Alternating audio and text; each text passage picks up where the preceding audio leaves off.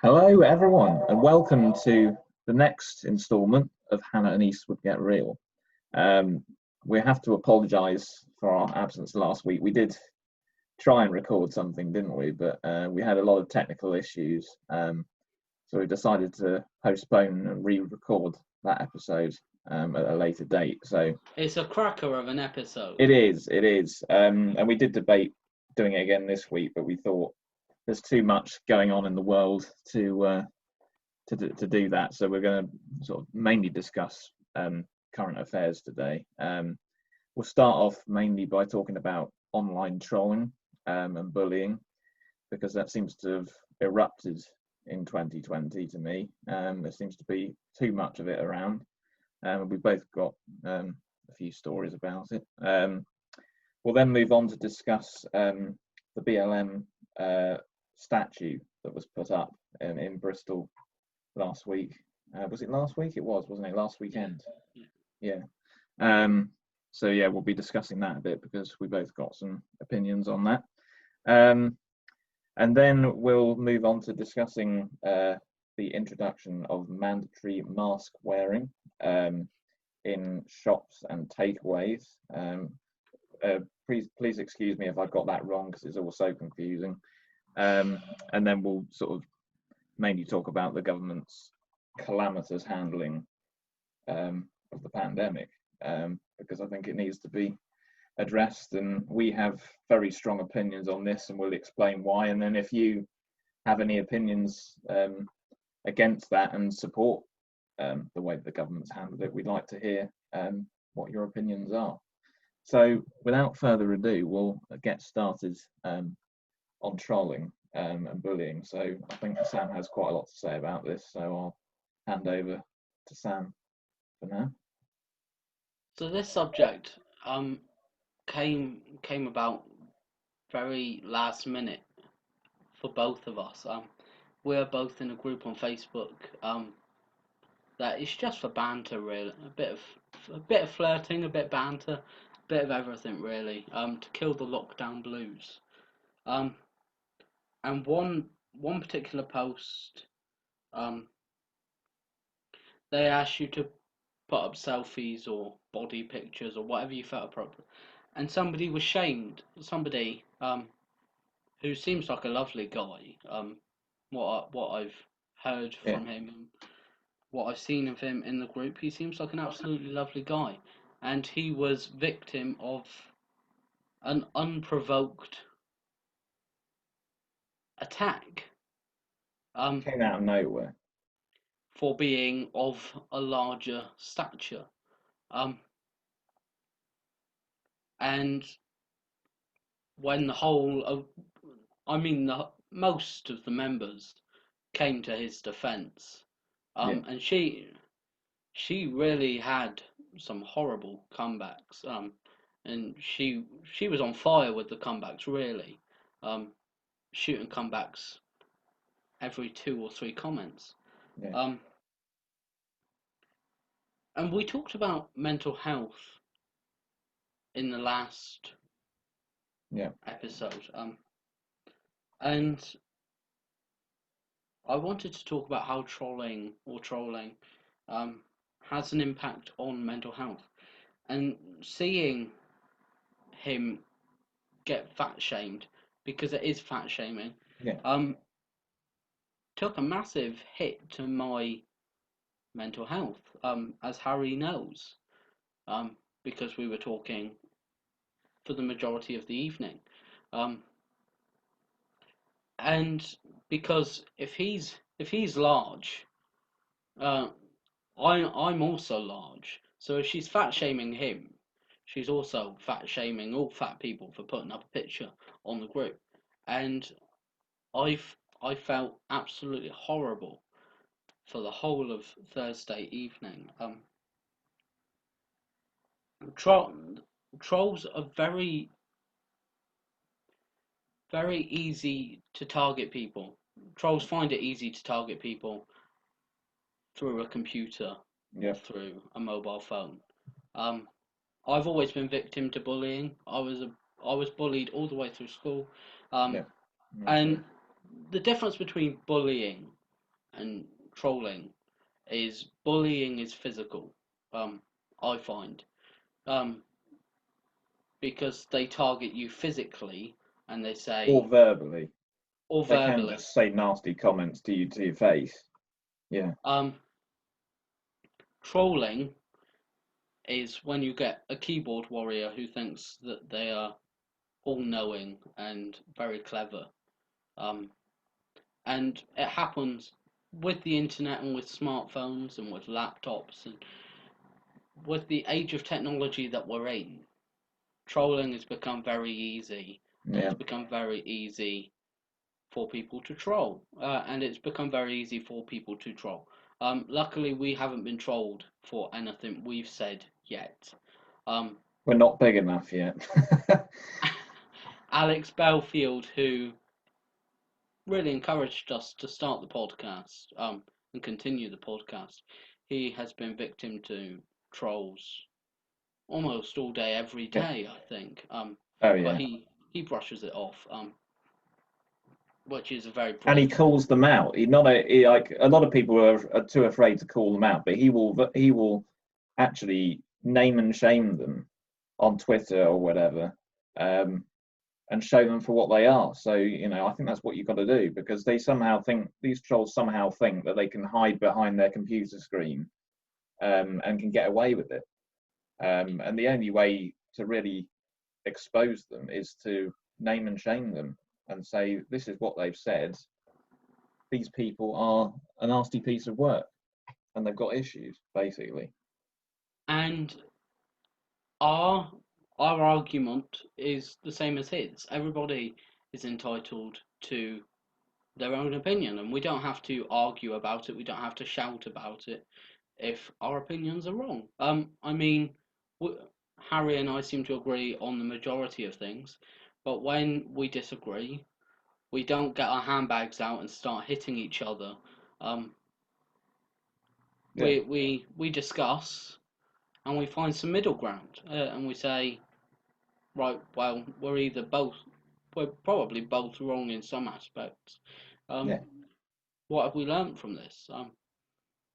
But trolls always look for the argument. Yeah. Um, and when you start to counteract the argument, they will find another argument in the argument, and so on. Yeah. So, with the post on Thursday, um, he he was very polite about it, and I remember some of the members who stuck up for him got quite got quite malicious back. Um, Well, I say these trolls should expect what they give out, basically. yeah, If they're going to give out such vile abuse, they should be able to take it back. but she fat shamed him. He said, "I know I'm quite large. I'm happy the way I am." And Yeah. that should have been Brilliant. the end of the argument. But she still found another argument within that to Yeah. provoke more people feeling they needed to join in. And then after that, another member said started arguing with the three admin, saying this should have been dealt with differently. Um, she said the member said you should have just deleted the comment before letting her Yeah. prolong an attack. Um,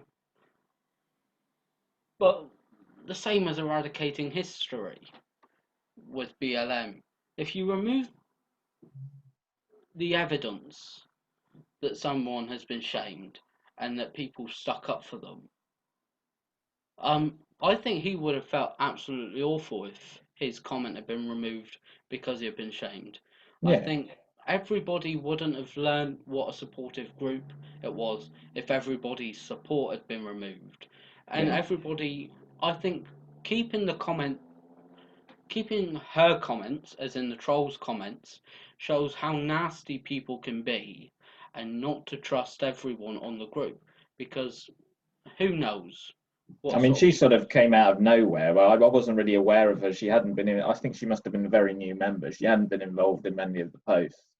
And then suddenly she just came out with this. It's just a malicious attack out of nowhere, and it took everyone by surprise, didn't it?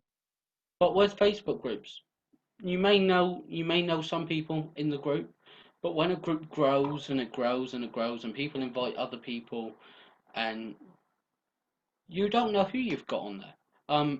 Both Yeah. Harry and I are in the group. We're starting to get to know people. Um, I feel like But I'm getting. we both had, quite a lot of issues with our own self confidence and sort of, you know, in dating settings and in social settings. And I think I can speak for the both of us that it's being in this group has done wonders for both of our self confidence. You know, Definitely, for me, after last yeah, night. yeah. Um, But definitely, there are huge benefits of joining groups like this. But unfortunately, you do get the odd troll because trolls are far too numerous now, and there's no place for them on social media. But this is the problem with online trolls. So if you're faced with bullying, sort of face to face, it's easier to deal with, I think, because you can target the person and sort something out. Whereas online, a lot of these trolls can remain anonymous, and they just think they can get away with it. There is a pattern with these trolls. They're all people who are probably unemployed.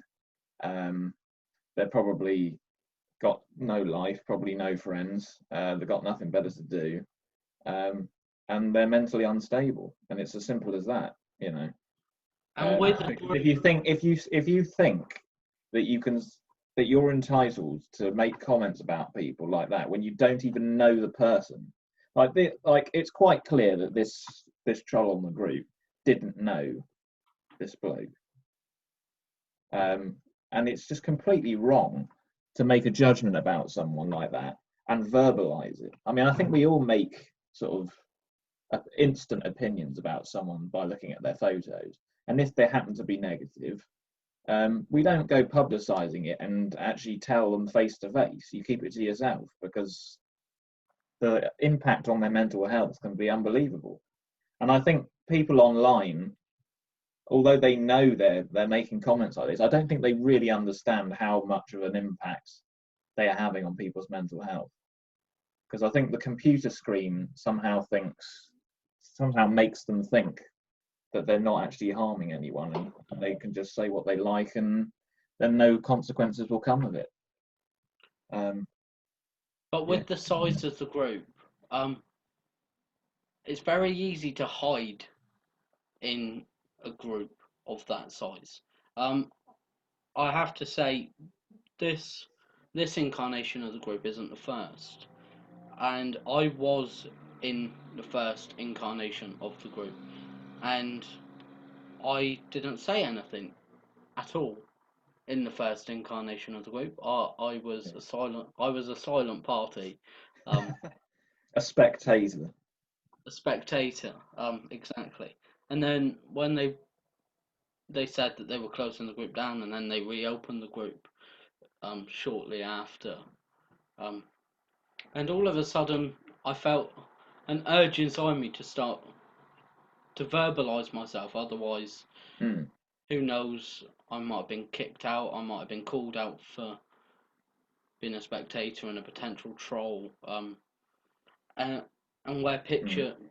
where some pictures can be of a shocking stature, I could also be called out for just being there to store pictures. Um, Yes. um, but I think it's very easy for trolls to sort of slide in to the group and then hide until they find Yeah. the right moment to pounce. Yeah. Because I There think are, I'd seen she'd commented on um, a couple of maybe a couple of posts beforehand, but only like once or twice. And I thought, who's that? Because wasn't aware of her before, and then all of a sudden, just erupted Yeah, There are it did just come out of nowhere. 317 members in this particular group. Yeah, And being one in 317 is very easy. It's very easy to just hide until you find it right to attack. completely. And But with finding it right to attack is completely out of order. There is no excuse. Absolutely no Twitter, excuse. celebrities can have thousands of Yeah, followers. And being one follower, if you just click follow, the person may think nothing of it yeah. until an unprovoked attack comes along. I made a statement this morning after Thursday evening's happenings Events. Yeah. on my professional Facebook page. A little shout out there, Sam Hanna Music. Cheeky advert. Cheeky advert. And I will read it very quickly because it needs to be said in all. As someone who has suffered with low confidence, low self-esteem, and no respect for myself, I've hated myself for who I am and how I look. Since lockdown, and with the support of Harry and a loving and supportive family, I've grown to accept myself for who I am. I will not stand for any form of trolling or abuse because of the way you look or what you believe. Absolutely. You could be fat, thin, gay, straight, black, white. We need to stand united against bullies and discrimination. And that's the same with Black Lives Matter. Saying Black Lives Matter is discrimination to white people, but we'll touch on that in a minute.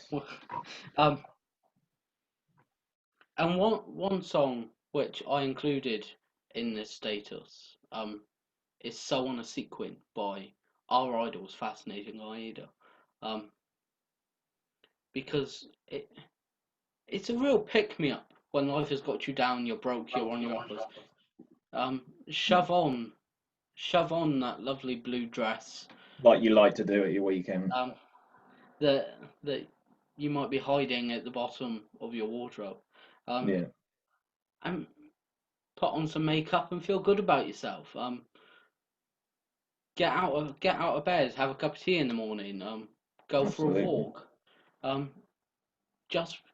Just because somebody doesn't like the way you look doesn't mean the rest of the world doesn't like the way you look.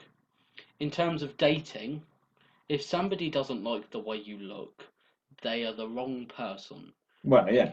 There is no point changing yourself if someone doesn't like you. If Yeah. someone doesn't like you, give them the boot and tell them where the door is.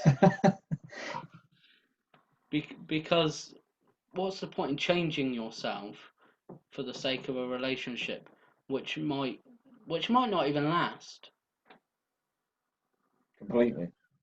And I think, yeah, a lot of the online trolling that's going on at the moment is, particularly when celebrities are concerned, is when they say something that's against the agenda, I guess, and say something that's considered outrageous because it's an opposing opinion.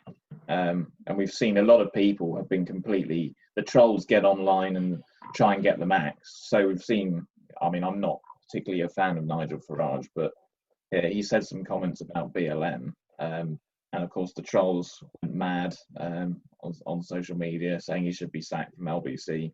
And he was sacked for having an opinion, And some of these people face horrendous trolling for a perfectly valid opinion. I mean, there's no doubt about it that Nigel Farage says some outrageous things, and I don't agree with a lot of what he says. But the fact that these trolls are making these celebrities, they're making them out to be the enemy, whereas the true enemy is the trolls for attacking, people who are just expressing their opinion. So that's really come to the forefront of Black Lives Matter. When people have called out on social media that they're against the movement, the trolls come out and say they're racist and they're far right extremists and all of this sort of stuff, and it's incredibly offensive. And when I phoned Alex in a few weeks ago, he made a very good point. Trolls are loving it at the moment because there is nothing else to do.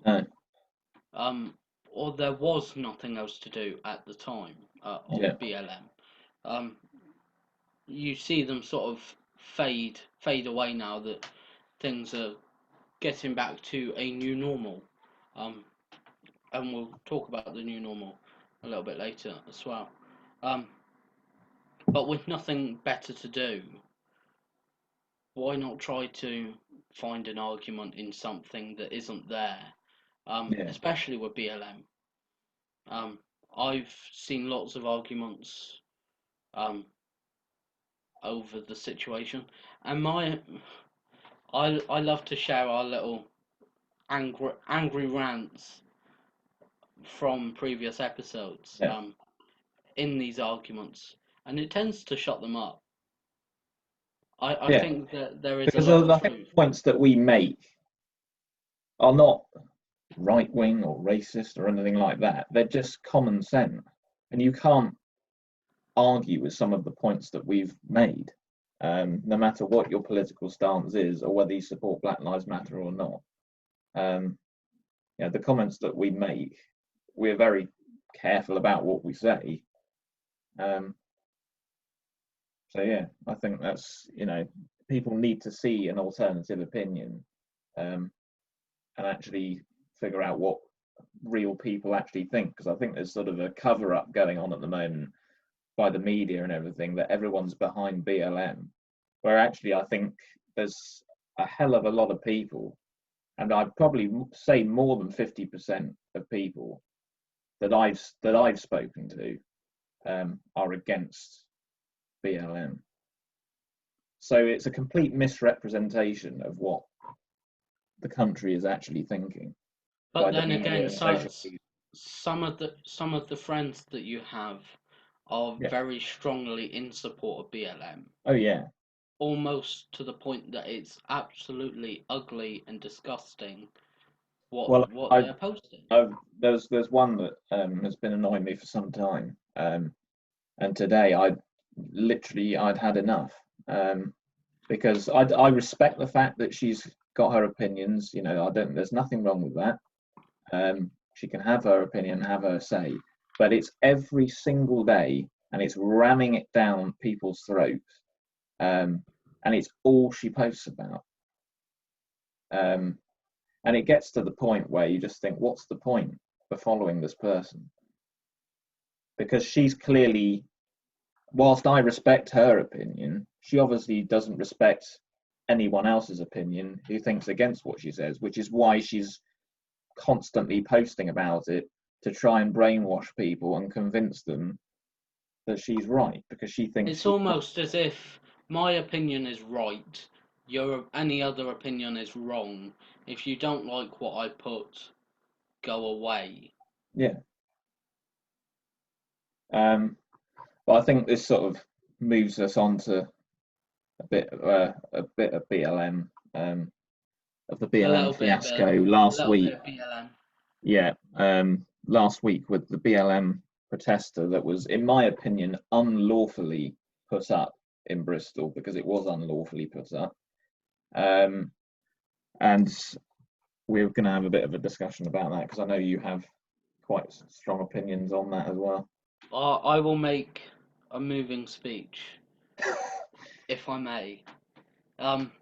So let's go back to episode 1 in our time machines, if we have one. You may be watching this in 2035, and you can come and join us for the recording of the first episode if you really want to. And we were not hugely in support, but we were mildly in support of BLM. How the tides have turned.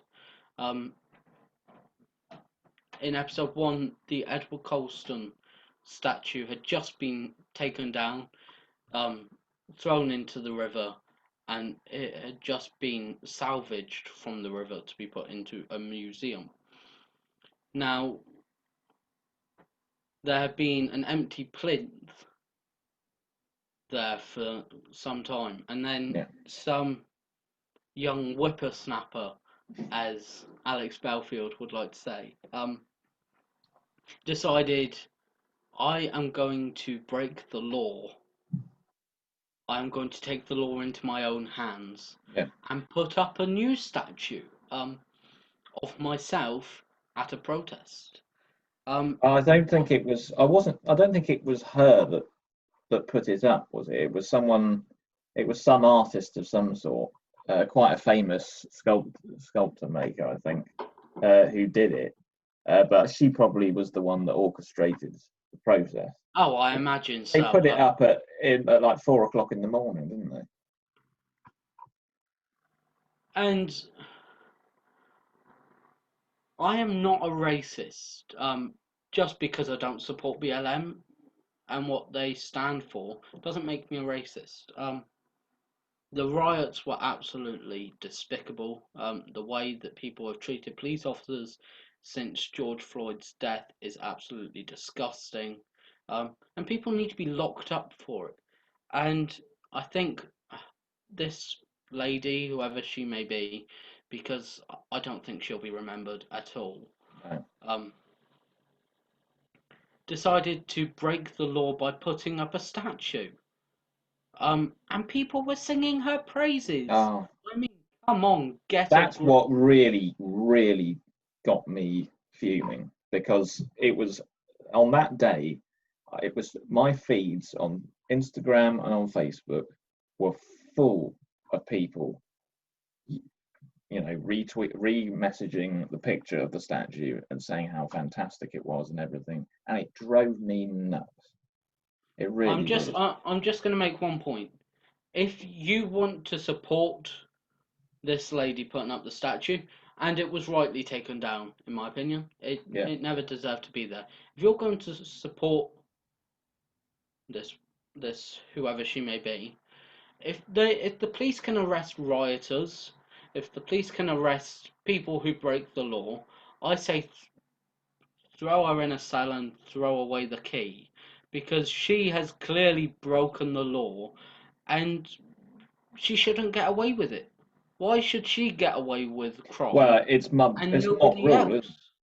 It's one rule for one and another rule for another. This is the dangerous situation that we're in now, because people think that because the police can't. The police didn't really even make any reference to this at all. Thank goodness for the mayor of Bristol. It was the mayor of Bristol that stepped in and said, if they want this statue up, it's got to be democratically approved.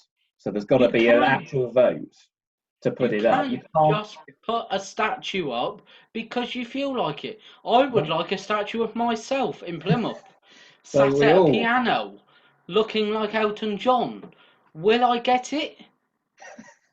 No. Will I force someone to make it and then break the law by putting it up in the middle of Plymouth? No, because if that's the case, I'm breaking the law and I should go to prison. That woman should go to jail. It's a complete scandal, and I'm very, very glad it was removed, because there was a small part of me for a few hours that thought, because it was taken down in, I think, less than 24 hours, but in that period I thought, if this stays up, it's going to be horrendous. But luckily the mayor of Bristol had a spine and actually called it out for what it was, and got rid of it. But I just thought it was horrible, really horrible. And to think that this woman thought that she would be remembered as this historical figure. Nobody knew who she was. Nobody knows who she is now, and nobody will know who she is when she's gone. And in defense of, I'm not defending for a moment some of the things that Colston did, because a slave trader, it's a disgusting thing. But there's no doubt about it that Bristol wouldn't be there today if it wasn't for him. But So this he is has the actually part of made the some history. he has made some historical value. He's actually given something, you know, to the country. I mean, as I say again, I'm not for one moment saying that what he did was good, but he is the reason that Bristol is there. This woman is so insignificant. All she did was stood on an empty plinth, raised her arm in the air, and and people on social media were saying she's the figure of the future. This is what our country is now. And I thought, oh my God, this is where we're at now. This is what our country is. This is where our country is going. We've got mob rule. We are turning into a communist country, and are very slowly, but we are getting there. So I just hope the police can cling on, and that people actually get a spine and actually start calling things out for what these are. These are riots. These are not little incidents. These are proper riots, and they shouldn't be allowed. But you cannot eradicate parts of history that you don't like, because if that was the case, everybody would find a fault with at least something in history, and we'd be left with nothing. I was saying to my nan this morning, I could find fault with Henry VIII. He was a bigamist. He was a murderer. Yeah. So I don't stand for bigamy. I don't stand for murderers. Can I remove him from history, please? It's and asking to remove parts of history sounds like you're at a drive-through of a McDonald's. Can I remove this and a large fries and a Coke, please? Exactly. McDonald's wouldn't be McDonald's without chicken nuggets, if you get what I mean. KFC wouldn't be KFC without, the chicken that it sells. It's just stupid. History has made us what we are. We don't learn anything if we remove the history. Edward Colston was a slave trader. I don't stand for slave trading. I'm not calling for him to be removed from history, because if we remove everything about slave traders, how do we learn anything at all about slave traders and why slave trading is wrong? Exactly. And actually, there is modern day slavery still going on, but they don't talk about that, do they? So I don't know why, but they don't talk about it. Right, I think before we get too carried away, we'll move on to the introduction of masks, which was made mandatory. Shall we not do songs for the week? Oh yeah, sorry. Yeah, we can do songs for the week. A bit of a break in the onslaught of rants. Let's not go from one rant to another. No, sorry. I need a breather. I'll just load up the lyrics to mine, because I wanted to just. I'll run through mine. I'll run through mine while you load up. So my song for the week is a song which pains me to say as a Manchester United fan. But I listened to this song on repeat on Thursday evening when I felt down and depressed. And it's You'll Never Walk Alone. I love the song. I hate the football club that it's associated with. But the lyrics are so poignant. When you walk through a storm, hold your head up high. Don't be afraid of the dark. Walk on, and you'll with hope in your heart, and you'll never walk alone. And as I was saying, the unity in the group after the guy had been trolled shows nobody in this group is really alone. Everybody has your back. I know for a fact, I go through anything, I can speak to Harry, and Harry has my back. Harry will support me through everything. My family will support me through everything. And it's one song that if I'm feeling a little bit down, it's always a pick-me-up. Yeah. And I will include the song in the description below. Yeah. So this came on actually the other day when I was driving home from Dover, because I was in Dover. Is it You're the So Voice? practically, I was in France for most of the week, and I was listening on my 4-hour journey back here to my playlist, and "Ordinary World" came on by Duran Duran, which is a great song. But I really listened carefully to the lyrics, and I just thought it sums up perfectly the situation we're in. I'll just read a little bit. What has happened to it all? Crazy, some say. Where is the life that I recognize gone away? So that's instantly recognizable in terms of 2020, in that life now compared to this time last year is completely unrecognizable. And then the chorus, but I won't cry for yesterday. There's an ordinary world somehow I have to find. And as I try to make my way to the ordinary world, I will learn to survive. And we have to basically learn to live with what we've got at the moment, with the situation we're in, and we will pull through it at some point and go back to normality. Normal life seems like it was such a long time ago. I did And a show. it was only in February we were going on nights out. I went to Iceland in January. I mean, We that saw feels like 2 Fascinating years Aida ago. in the theatre. We saw Fascinating Aida in the Yeah, theatre. I did a show in January, and that feels like it was a lifetime ago. yeah. It is totally. You just couldn't have thought this time last year that life could have changed so much. Um, but yeah, I thought that song perfectly encapsulated the situation. So I'll also put that down in the description as well, so you can all listen to that. So yeah, that's our songs for the If I week. could also just give another song a Yeah, shout. go for it. We did a show in 2017, and I will always refer to the show as a horrible show, just because it's the first show we had ever written, and we had no bloody clue what we were doing. We I started. sat there like a lemon for the majority. You played about 2 songs. I played 2 songs and then sat there, looked really interested throughout. You told them when to clap and when to laugh. Yeah, I was like holding up the cards. Clap now. Boo.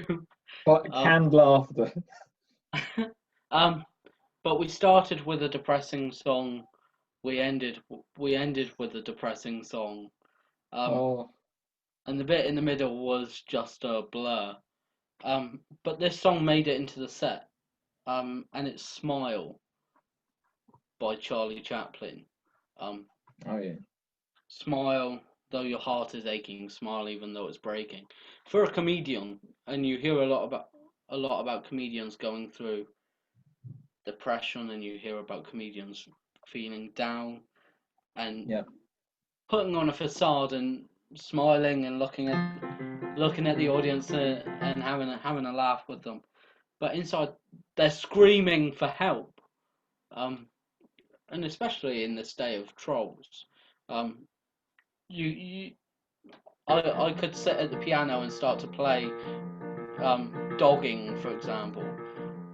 Um, but inside I'm crying because I've been victim to abuse, and trolling is a form of abuse. Yeah.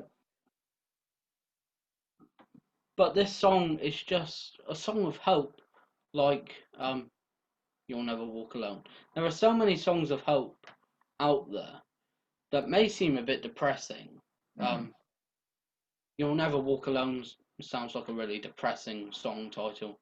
"Smile" sounds like it could be a really happy, jolly song, but it's a really moving song. Um, But I just recommend both of these songs, and I recommend "Ordinary World" um, if you want to dream about the normal life that you used to lead. Um, Yeah. because these we choose these songs not because we like them, not just because we like them, but because they are relevant.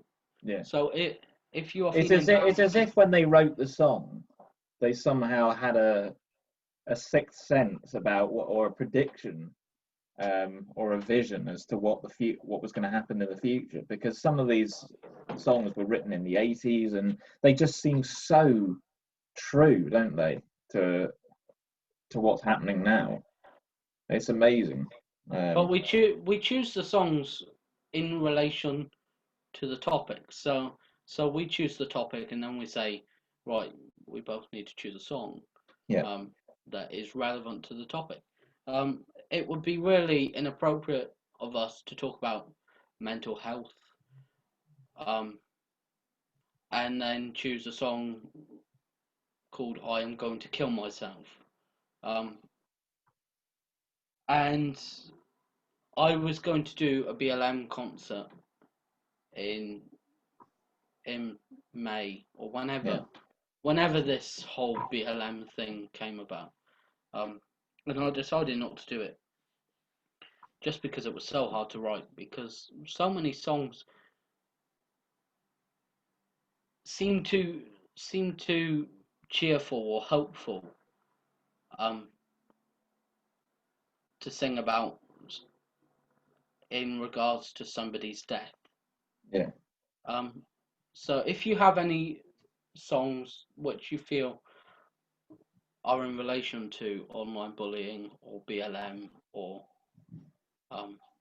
whatever, coronavirus or whatever. It'd be weird if there was one about that. Song for Dominic Cummings. Oh yeah. I'll put that in the description as well. It's definitely a good one to watch. I've lost my train. If you have a song which you would like us to hear, or if you would like us to shout out, even in regards of what we are talking about, send us a message. Leave a comment. Because we do listen to the comments. I've I had some don't think we've comments. had one yet. It's been quite easy, but Yeah, well, please so do far leave a 0 comment if you watch comments. our video. I think we've stunned people into silence. I think so. That's the only explanation. But if you would like to be the first to leave a comment, then feel free. We would love to hear from you. Yeah. Right. Okay. So I think we'll move on to the last bit. Yeah. Yeah. Is that your parents Nearly. again? Yeah. They're just going out. So yeah, we're now going to move on to discuss the latest fiasco in the coronavirus pandemic, which is that the government have introduced mandatory mask wearing in shops and takeaways from yesterday. And I think we both have some quite strong opinions on this. I think it's a complete farce, and it's far too late, as is everything else in their management of this pandemic. Everything has been weeks or months late or behind the rest of the world, except for America, because that's just a totally different, that's in a different league. But I'm going to use, actually, can't believe I'm quoting Nigel Farage, but he did an interview recently and talked about our response to the pandemic, and he said that it's a case of following ship rather than leadership, because we basically done what all the other countries have done 3 months late, from PPE to testing to going into lockdown. Almost every single aspect of this pandemic has been run horrendously, to the point where you think kids could actually have run this pandemic better. I mean, it's just scandalous. And the masks, they said, I think everyone will remember this, they said very early on The masks were completely useless, didn't really do anything, and it would be pointless to put them in place. There was no scientific evidence that they would be of benefit. And then we find ourselves 4 months down the line. We're through the worst of the pandemic. We've had one of the highest death rates in the world, and then they decide it's a good idea to bring them in because the rest of the world is doing it. And I just find it, the amount of U-turns and contradictions during this pandemic. I don't know where we're at. I don't know whether masks are useful or not. In my opinion, from what I've heard from the scientists, they're only useful if everyone wears them, because they don't protect you, they protect others around you, or they reduce the risk, they don't stop it completely. So unless everyone wears one, it's completely useless. And yesterday on my drive back from Dover, I stopped at a service station, and to be honest, in my delirium from not having much sleep, I had completely forgotten. So I went to the door, and there were loads of people walking in with masks, and then I remembered that the masks had been brought in. So I went back to the car, put my mask on, went in, bought a chocolate bar from the WH Smiths in there, and the girl on the checkout wasn't wearing one. And I just thought, here we go already. This is day one, and already there's people not wearing them. So there's no point. There is no point wearing them now. Maybe if they'd introduced mask wearing at the start of back in February, when we knew we had a few cases and that the pandemic was building, they may have been effective if everyone had worn them. But no one gives a toss anymore, and we're through the worst of the pandemic at the moment. We may need, if there's a second wave, we may need them. But I just think it's completely unnecessary, and hardly anyone is going to do it, and it's going to put people off from going shopping, because wearing a mask isn't nice. I go blind when I wear one because I wear glasses and they steam up. So it's not going to help the economy if that's what they're bringing it in, because they think it's going to help the economy. But it's going to put people off from shopping. They're going to just do everything online, and businesses will go bust. But yes, I have two words. Which make up a question aimed at the government. So if anyone from the Conservative Party are watching this afternoon, good afternoon. I would like to say, why now? As Harry said so doesn't make sense. 4 months ago, when this was all just creeping up on us, we could have said, wear masks. I mean, for goodness sake, our little tagline was control the virus, stay alert, save lives. How the hell do you control the virus without wearing a face mask or without wearing some sort of face covering? Well, I'm still unconvinced by whether masks are any use or not. I don't think they're really of any benefit. I think the best way to combat it is to do the social distancing and use hand sanitizer. And that's another thing they've said. I read something this morning. They're thinking of introducing gloves. Gloves are literally the worst thing you could think of to introduce. I popped down to the shop just before lunchtime, and I shall put my mask on now. Just stop the spread of coronavirus.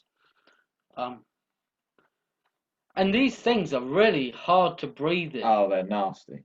And I said to the guy who was working down there, it's really bloody hard to breathe in these. He said, luckily I don't have to wear one. Why does he not have to wear one? I don't get it. Someone who's working in a shop. And I said, I've heard that they're looking to bring in gloves. He said, why? He said, if you touch something with your hands, exactly, the germs are on the product and the germs are on your hands. If you put gloves on, anyone who isn't wearing gloves could pick something up, put it back. If you pick it up with your gloves on. The germs are now on the gloves, and You're touching everything, and you you're are touching touching everything doors. and spreading the virus even It is more. the gloves are a vector. They are a method of spreading the virus. So if they bring that in, then they have lost the plot. I think they've already lost the plot, but they have gone insane if they think that bringing in gloves is a good idea. When hand sanitizer is far more effective, because if you've touched something, I know this because I've been out and about quite a lot from doing surveys and stuff. I know that when I touch equipment, I immediately, as soon as possible, I hand sanitize and I make a point of not touching my face. It's really very straightforward. Gloves is a farce. And if they bring that in, it's just going to be a disaster. I will make a football joke now, which will go over Harry's head completely. Probably. Um, After Manchester United's loss last Sunday to Chelsea in the FA Cup, I have discovered there is one way to not catch the coronavirus, and that is to wear David De Gea's goalkeeping gloves. I thank you. Harry doesn't get that. Harry doesn't get that joke at all. But if there's any football fans out there, that one's for you. Anyway, moving on.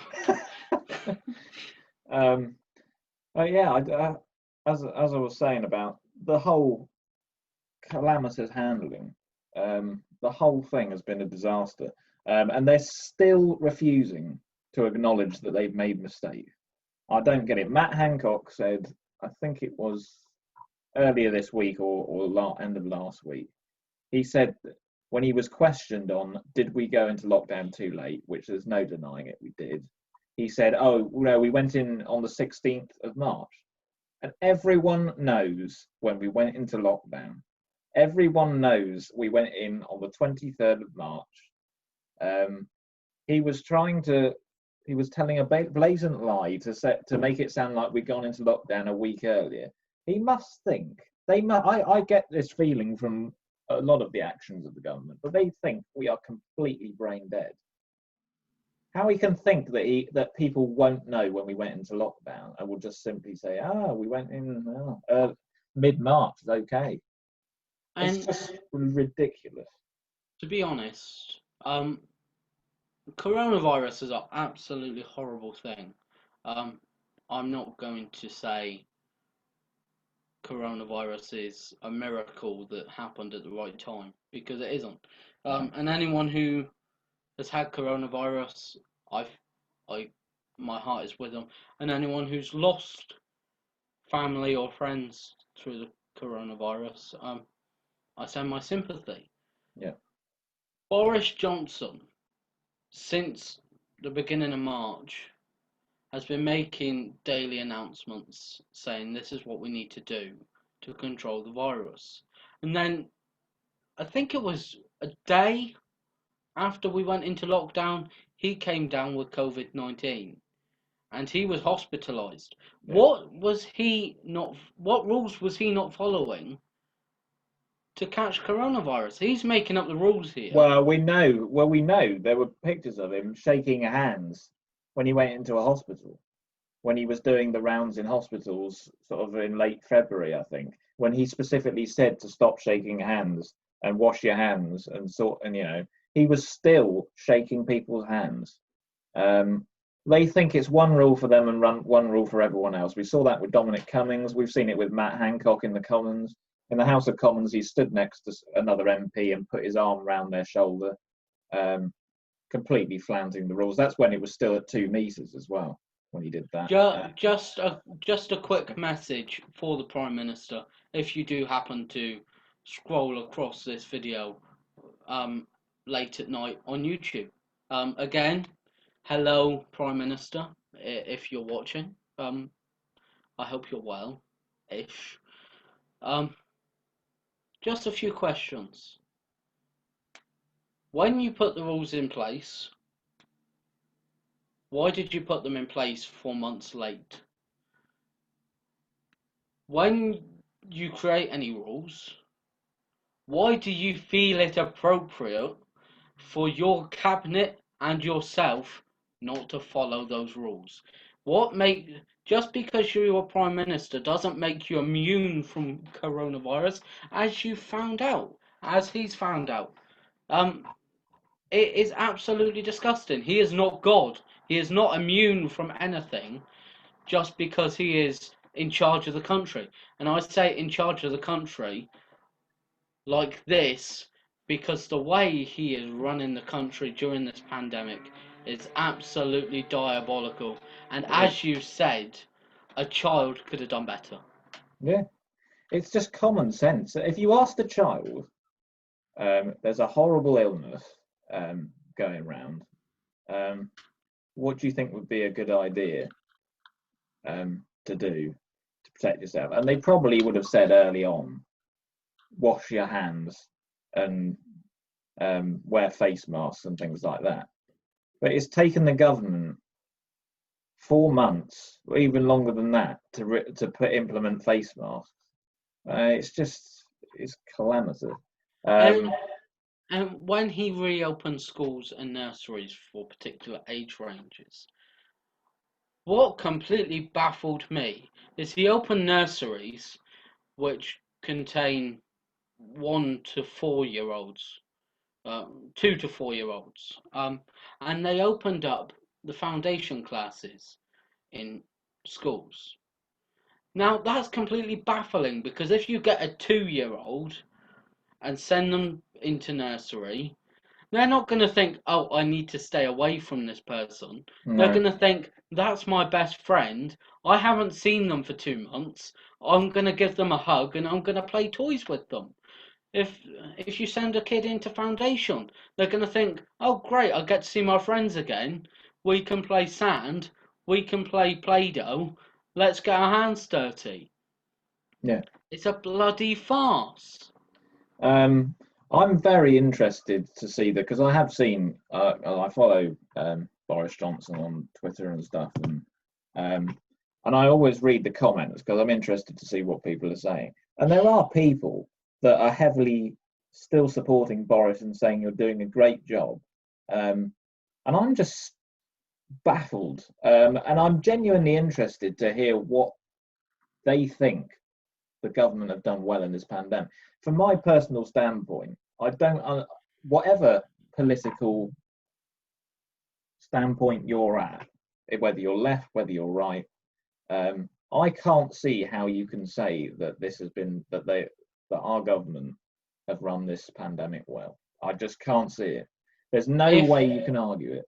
Because I would say I'm fairly central on my views. I'm not really left or right, but I'm more inclined a bit to the right, and generally agree more with Conservatives than Labour, generally. So, just because I feel like there's a lot of tribalism going on, political tribalism, and people think because they voted for Boris Johnson, because they're right wing, they have to endorse and praise everything they do, even though it's completely wrong. And I'm sorry, but I'm calling them out. They have run this pandemic appallingly, and they need to recognise it, because it's important that they recognise it in order that if we have a second wave, we don't make the same mistakes. They know we've made mistakes. You can see that Boris Johnson the other day was asked, he was just like, I think we could have done things differently, a few things differently, which is basically he was rumbled and he knows that they buggered it out. But if they actually addressed it and said, yes, we made these issues, and this is what we're going to do about it, and this is our plan. There seems to be no plan for a second wave as far as I've seen. So if they actually acknowledged their mistakes and thought about how they're going to address it when it comes, because we are probably going to get a second wave in the winter, because we know that coronavirus likes cold conditions. So it's definitely going to blow up again. And we need reassurance that we're not going to make the same mistakes again and have a horrendous death toll and go back into lockdown. For the sake of the economy and everything, we need to be... Sorry? What confuses me is we've had 4 months of lockdown and it's been absolutely horrible. So many people have died. And the government's response is, oh, you can have money off of your next trip to your restaurant. All they are worried about now is where the money is. They've lost money. Businesses have lost money. Yes, that's absolutely terrible. But let's worry about getting people back to full health and getting the country running again into either a new normal or the normal. Well, they think that bringing in these face masks is going to help open up the economy, but it's not, because it's not. As much as they say it's mandatory, they can't police it. They would have to have a policeman in every single shop and restaurant to make sure that people were doing it, and it's not going to happen. And It's if you're just going to a not. restaurant, if you're going to a restaurant, you don't, You don't and have to wear one. you don't have to wear one. So you can quite easily spread the virus. You cough, germs go everywhere. And in takeaways, this really rattled me as well. They said if the takeaway has seating and you sit down to have your meal, you don't have to wear one. But if you go up to the till and order, you have to wear a mask. For me, there's absolutely no difference between a waitress coming or a waiter coming over to your table. In fact, you'll be in closer proximity then.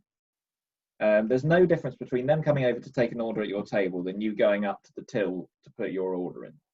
So I don't get it. I don't understand these little, woolly, problems in the rules. It just doesn't make sense. Nothing makes sense.